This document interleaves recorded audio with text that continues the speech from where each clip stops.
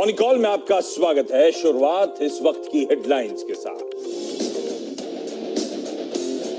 हफ्ते के पहले कारोबारी दिन ग्लोबल बाजारों के संकेत मिले जुले। ज्यादातर एशियाई बाजार मजबूत, डाउ फ्यूचर्स में भी तेजी, कच्चे तेल में भी नरमी का रुख, लेकिन एसजीएक्स निफ्टी में हल्की कमजोरी। शुक्रवार को अमेरिकी बाजारों में रही थी गिरावट। आरबीआई ने एचडीएफसी बैंक को दी बड़ी राहत। नए क्रेडिट कार्ड लॉन्च करने से जुड़ी तमाम पाबंदियां खत्म की।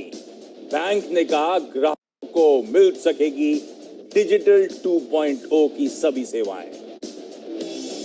पेटीएम को आरबीआई से लगा तगड़ा झटका।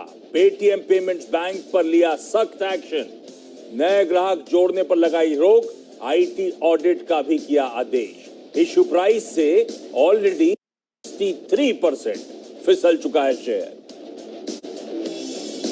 जुबिलेंट फूडवर्क्स के सीईओ प्रतीक पोटा ने दिया इस्तीफा। 15 जून को छोड़ेंगे पद।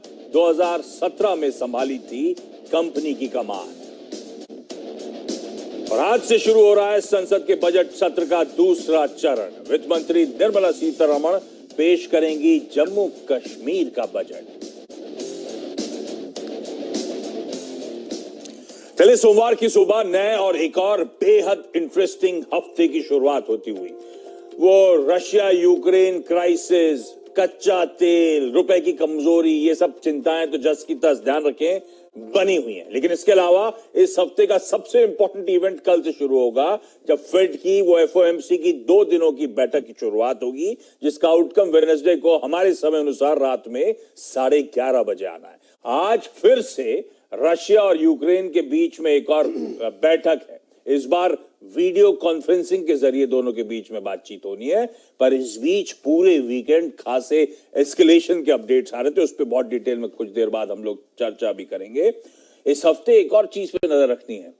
वो चाइना में कहा जा रहा है फिर से कोविड का स्पाइक, और वुहान के बाद कहा जा रहा है 2 सालों में इस तरह का वापस उछाल देखने को नहीं मिला है।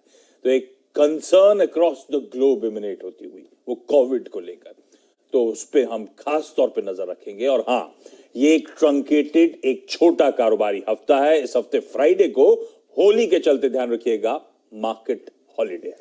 इस बीच पिछले हफ्ते का भारतीय बाजारों का परफॉर्मेंस आपकी स्क्रीन पर आएगा। मंडे को छोड़ दीजिए, मंडे तक बैक टू बैक 4 दिनों की कमजोरी के बाद उभरे ऐसे पुल बैक कह लीजिए अच्छा खासा हमने भारतीय बाजार में आता हुआ देखा कि उसके बाद चारों दिन ट्यूसडे, वेडनेसडे, थर्सडे और फ्राइडे मजबूती, उछाल के साथ, हरे निशान के साथ इवन निफ्टी बैंक में कामकाज होता हुआ नजर आया। नेट पिछले हफ्ते 2.25% से ज्यादा का उछाल निफ्टी पे, 0.5% का निफ्टी बैंक में उछाल। एफआईआईज की लेकिन कंटिन्यूस सेलिंग 24-25 हजार करोड़ रुपए। डीआईज ने अब्सॉर्ब करा, लेकिन केवल 18.5 हजार करोड़ रुपए के आसपास की बाइंग। लेकिन एफआईआईज की रिलेंटलेस सेलिंग हमारे इक्विटी मार्केट्स में कंटिन्यू होती हुई। यूएस में फ्राइडे को कैसा कामकाज हुआ? यूएस में फ्राइडे को हल्के लाल फ्लैट से 2.25%, फ्लैट भी नहीं गई है, 2/3 से 2.25% का अक्रॉस बेंचमार्क्स दबाव के साथ यूएस में कामकाज होता हुआ नजर आया।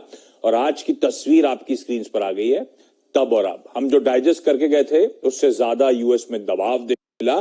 पर आज सुबह डाउ फ्यूचर्स, नैस्डैक फ्यूचर्स वापस हरे निशान में ट्रेड कर रहे हैं। एसजीएक्स निफ्टी जो कह रहा है हफ्ते की थोड़ी सी 4 दिनों के पुल बैक के बाद हल्के लाल निशान के साथ शुरुआत होने के इंडिकेशंस। पर एशिया ध्यान रखें मिला जुला फेयर कर रहा है इस समय। यह है अब तक की तस्वीर।